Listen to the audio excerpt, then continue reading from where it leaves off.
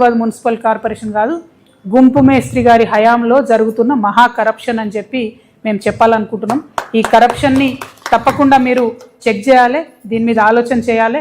మన హైదరాబాద్ సిటీ డెవలప్మెంట్ని పక్కకు పెట్టి ఈ అవినీతిని మీరు ఇంకా పెంచుకోవడానికి ఫ్యూచర్ సిటీని ముందుకు తీసుకొచ్చి పెడతా ఉన్నారు. అది కరెక్ట్ కాదు. హైదరాబాద్ సిటీలో మీరు ఫెసిలిటీస్ ఇవ్వండి, ఈ సిటీ ఎదిగేలాగా చూడండి, ఇక్కడ కంపెనీస్ వచ్చేలా చూడండి. ముందు దీన్ని ప్రొటెక్ట్ చేయండి, తర్వాత ఫ్యూచర్ సిటీ గురించి ఆలోచించండి.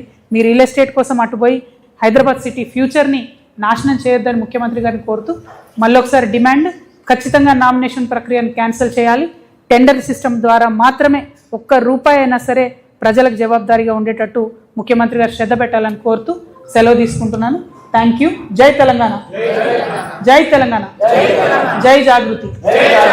మా పార్టీ అనౌన్స్మెంట్ కార్యక్రమం 25వ తారీఖు ఉంటుంది కాబట్టి మేము ఆ రోజు 25 నాడు జరిగే కార్యక్రమాన్ని పర్యవేక్షించడానికి తెలంగాణ జాగృతి తరఫున ఒక 21 కమిటీలను వేయడం జరిగిందండి. ప్రతి కమిటీలో దాదాపు 30 మంది మనకు సభ్యులు ఉంటారు. ఆ తర్వాత వాలంటీర్ల సంఖ్య దాదాపు ఒక 500 మందితో వాలంటీర్స్ ఉంటారు.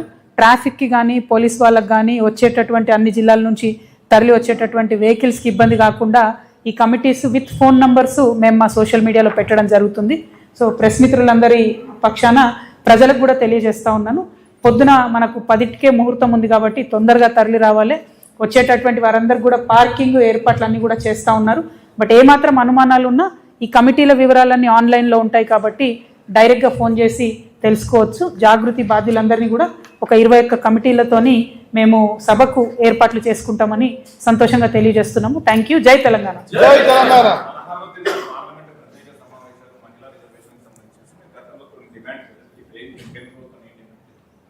ప్రధానంగా ఒకటండి, మహిళా బిల్లు మీద పాత సెన్సెస్ని ఇప్పుడు అప్లై చేయడం అన్నది చాలా అన్యాయం. ఆల్రెడీ దీనివల్ల మొన్న జరిగిన పార్లమెంట్ ఎన్నికల్లో మహిళలకు అవకాశాలు పోయినాయి. దాదాపు 10-12 రాష్ట్రాల ఎన్నికలు జరిగినాయి, వాటన్నిటిలో కూడా మా అవకాశాలు పోయినాయి. ఇప్పుడు ఈ అవకాశాలన్నీ పోగొట్టింది 2027 సెన్సెస్ వస్తే ఆ డీటెయిల్స్తో ఏదో లాభం జరుగుతుందని మేము అనుకున్నాం. ఇంకొక ఏడాది అయితే 2027 వస్తుంది. మరి ఆ సెన్సెస్ కోసం ఆగితే డెఫినెట్గా మహిళలకు ఇంకొన్ని సీట్లు ఎక్కువ పెరుగుతాయేమో అని ఒక ఆలోచన. రెండవది, ఈ సెన్సెస్లో కులగణన చేస్తామన్నారు కాబట్టి బీసీ బిడ్డలు ఎంతమంది ఉన్నారో లెక్క పెడతారు కాబట్టి బీసీ ఆడబిడ్డలకు రిజర్వేషన్ వస్తుందేమో అని మేమందరం కూడా ఆశపడ్డాం. కానీ ఆ 2027 సెన్సెస్ వరకు ఆగకపోవడం వెనుక భారతీయ జనతా పార్టీ మరొకసారి వాళ్ళు బీసీ వ్యతిరేకులు అని చెప్పి వాళ్ళంతటా వాళ్ళే నిరూపించుకుంటా ఉన్నారు.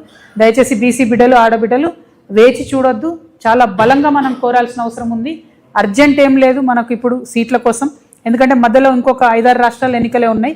2027 తర్వాత చేస్తే సీట్స్ పెరుగుతాయి, బీసీ రిజర్వేషన్ కోసం కూడా ఫైట్ చేసే అవకాశం ఉంటుంది. కాబట్టి దానికోసం వేచి చూడాలన్నది మా ఆలోచన. బట్ 16, 17, 18 మేము కూడా డ్రాఫ్ట్ బిల్ వచ్చిన తర్వాత స్టడీ చేస్తాం.